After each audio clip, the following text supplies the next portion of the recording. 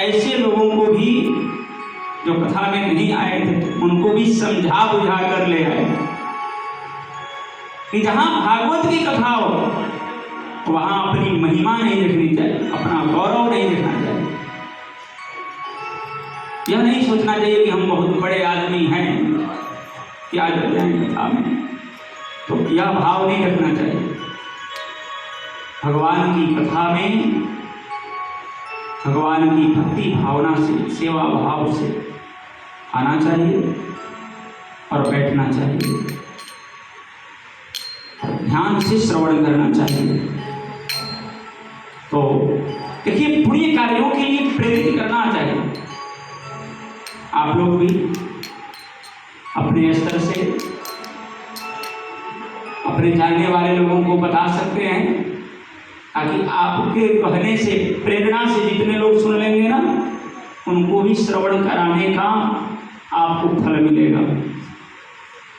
देखिए, जिसके कहने से कोई पाप कर ले तो करने वाले को पाप का फल तो मिलेगा ही, लेकिन जिसके प्रेरणा से करेगा उसको भी उसका दोष लग जाएगा। लेकिन जिसके कहने से कोई पुण्य काम करने लग जाए, कोई भगवत कथा सुन ले, तो आपके कहने से जितने लोग कथा सुन लें तो आपके परिचित हो, उन्हें आप कह सकते हैं, फिर आना नवाना उनका कर जाए। तो उस जमाने में भी जब भागवत कथा हुई तो बताया, भृगु ऋषि ने समझा बुझाकर भक्तों को लाया।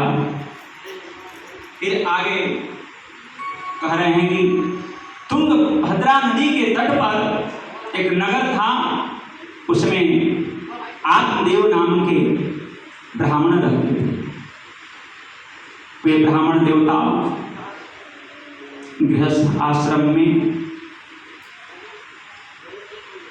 रहते हुए धर्म का पालन कर रहे थे, लेकिन उन्हें कोई संतान नहीं हुई। बहुत समय गृहस्थ आश्रम में रहते हुए व्यतीत हो गए। अब संतान नहीं होती है तो भी लोग दुखी हो जाते हैं। संतान नहीं हुई, संतान प्राप्त्यर्थम उन्होंने नाना प्रकार के विविध पूजा पाठ अनुष्ठान आदि कराए, लेकिन अनुष्ठान आदि का भी कोई फल नहीं मिला। एक बात बताऊं, इसमें पूर्व जन्म का कोई प्रतिबंधक होता है तो वर्तमान अनुष्ठान का फल नहीं मिलता। ब्राह्मण देवता ने अनुष्ठान आदि कराए, लेकिन कोई लाभ हुआ नहीं। अंततो गत्वा वे दुखी होकर वन में चले गए। वन में इधर उधर भटकने लगे।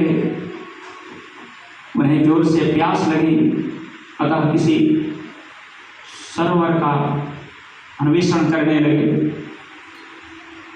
अन्वेषण समझते हैं, खोज। कोई सरोवर दिखाई दिया, सरोवर में उतरे, जल पान किए और वहीं ठहर गए।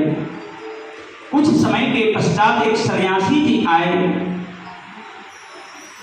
बताया, जगत गुरु ब्राह्मण और ब्राह्मण गुरु सन्यासी। जगत के गुरु ब्राह्मण हैं और ब्राह्मण के गुरु सन्यासी।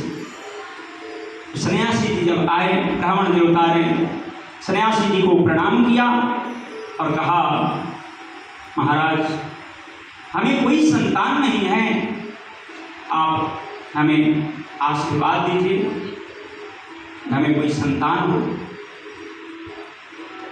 सन्यासी जी मन में विचार किए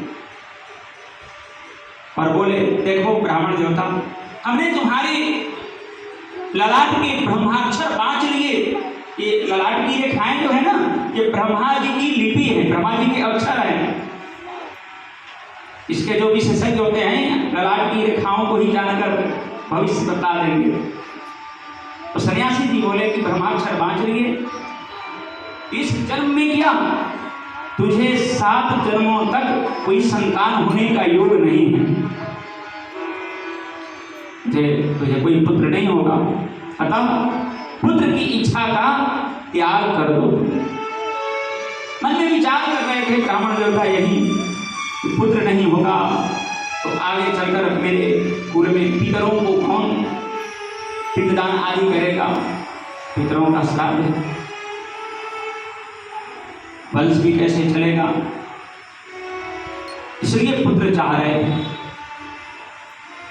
सन्यासी जी ने कहा कि देखो राजा अंग बड़े धर्मात्मा थे, उन्हें भी पुत्र हुआ, लेकिन उनका पुत्र दुष्ट निकल गया। पुत्र की दुष्टता के कारण वे घर द्वार छोड़कर वन की राह लिए थे। पुत्र हो जाए और उस पुत्र से सुख मिल ही जाए ये कोई निश्चित नहीं है।